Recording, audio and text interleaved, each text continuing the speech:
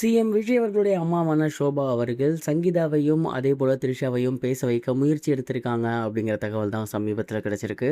என்ன நடந்திருக்கு அப்படிங்கிற கம்ப்ளீட் டீட்டெயில் தான் இந்த ஒரு வீடியோவில் நம்ம பார்க்க போகிறோம். சமீபத்தில் ரொம்பவே வைரலாக போயிருந்த விஷயந்தான் த்ரிஷா அவர்கள் சுதந்திர தின விழாவில் கலந்துக்கிட்டது. அண்ட் இந்த ஒரு விஷயம் எல்லோருக்கும் மிகப்பெரும் ஒரு அதிர்ச்சியை ஏற்படுத்தி இருந்துச்சு. ரசிகர்கள் மற்றும் தொண்டர்களாகிய நமக்கே அது மிகப்பெரும் ஒரு ஷாக்காக இருக்கும் போது கண்டிப்பாக சங்கீதா அவர்களுக்கு சொல்லவா வேணும். அவங்க மறுபடியும் செம்ம காண்டாகியிருக்காங்களாமா.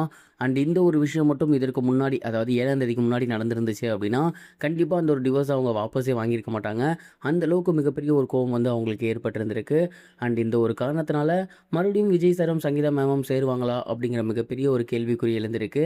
அண்ட் இந்த ஒரு விஷயத்தை சார்ட் அவுட் பண்ணணும் அப்படின்னு ஷோபா மேம் ஒரு சில முயற்சிகள் வந்து எடுத்திருக்காங்க.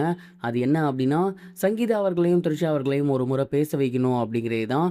ஏன்னா நிறைய பேர், ஏன் விஜய் சாரோட அப்பாவாக இருக்கட்டும், அம்மாவாக இருக்கட்டும், அவங்களோட ஃப்ரெண்ட்ஸாக இருக்கட்டும், த்ரிஷா வந்து விஜய்க்கு ஒரு நல்ல நண்பி அப்படிங்கிறத எல்லா இடத்துலையுமே சொல்லியிருக்காங்க. அதை தாண்டின ஒரு உறவு அவங்களுக்குள்ள கிடையாது அப்படிங்கிறத வெளிப்படையாகவே சொல்லியிருக்காங்க. ஸோ த்ரிஷா அவர்களும் சங்கீதா அவர்களும் ஒரு முறை பேசிட்டா அந்த கிளாரிஃபிகேஷன் அவங்களுக்கு கிடைக்கும். இதன் மூலியமாக கண்டிப்பாக த்ரிஷா அவர்கள் வந்து அவங்களுக்கு நண்பி தாங்கிறத தெரிஞ்சுக்க முடியும். மேலும் சங்கீதா அவர்களுமே விஜய் சார் கூட சேர்றதுக்கு அதிகப்படியான வாய்ப்புகள் இருக்குது அப்படிங்கிறத எண்ணி ஷோபா மேம் வந்து இந்த ஒரு முயற்சியை எடுத்திருக்காங்களாமா. அண்ட் ஃபஸ்ட்டு சங்கீதா அவர்களுக்கு கால் பண்ணியிருக்காங்க, அடுத்து த்ரிஷா அவர்களுக்கு கால் பண்ணியிருக்காங்க. அவங்க 2 பேரையுமே கான்ஃபரன்ஸ் போட்டு பேச வைக்க ட்ரை பண்ணியிருந்திருக்காங்களாமா. பட் சங்கீதா அவர்கள் எந்த ஒரு காலை வந்து ரிஃப்யூஸ் பண்ணியிருக்காங்க. த்ரிஷா கூட பேசுறது பிடிக்கல அப்படின்னு சொல்லியிருந்திருக்காங்களாமா. அண்ட் இந்த ஒரு விஷயம் தான் சமீபத்தில் வெளியாகி சோசியல் மீடியாவில் ரொம்பவே வைரலாக போய்கிட்டு இருக்கு.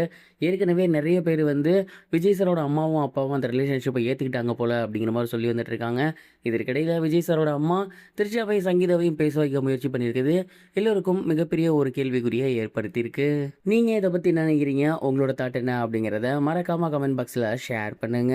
இது ஒரு புறம் இருக்க, பிரபல இளம் இசையமைப்பாளரான சாய் அபியங்கரவர்கள் ரீசெண்டாக ஒரு இன்டர்வியூவில் இந்த ஒரு டைரக்டர் கூட தான் நான் ஒர்க் பண்ண ஆசைப்பட்றேன் அப்படின்னு சொல்லியிருந்தது இப்போ சோசியல் மீடியாவில் ரொம்பவே வேகமாக ஸ்ப்ரெட் ஆகி வந்துட்டு இருக்கு.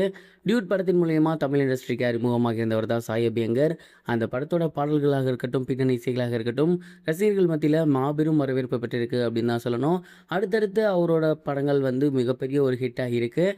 அண்ட் சமீபத்தில் சாய் அபியங்கர் அவர்கள் ஒரு இன்டர்வியூ கொடுத்துருந்தாரு. அந்த ஒரு இன்டர்வியூவில் அவர் என்ன சொல்லியிருந்தாரு அப்படின்னா, எனக்கு வந்து கிறிஸ்டோஃபர் நோலன் அவர் கூட ஒர்க் பண்ணுறது தான் மிகப்பெரிய ஒரு கனவே. அண்ட் அதற்காக உண்மையாகவே நான் உழைச்சிக்கிட்டு இருக்கேன், மேனிஃபெஸ்ட் பண்ணிக்கிட்டு இருக்கேன். ஒன் டே கண்டிப்பாக அவர் என்னை நோட்டீஸ் பண்ணுவார், அவரோட படத்துக்கு நான் இசையமைப்பேன், அதை ஒரு மேனிஃபெஸ்டாகவே நான் பண்ணிக்கிட்டு இருக்கேன் அப்படிங்கிற மாதிரி சொல்லியிருந்தாரு. கிறிஸ்டோஃபர் நோலன் படத்துக்கே நான் இசையமைக்கணும் அப்படின்னு சாய் அப்படிங்கிறவர்கள் சொல்லியிருக்குது இப்போ சோசியல் மீடியாவில் மிக பெரும் வைரலாக போய்கிட்டு இருக்குது. உண்மையிலேயே அதற்கான பொட்டன்ஷியல் அவர்கிட்ட இருக்குது. அவர் மேனிஃபெஸ்ட் பண்ணது நடக்குதா இல்லையா அப்படிங்கிறத பொறுத்து இருந்து பார்க்கலாம். இது வரைக்கும் கனெக்டிங் டிவிக்கு சப்ஸ்கிரைப் பண்ணனா மறக்காமல் சப்ஸ்கிரைப் பண்ணிக்கங்க.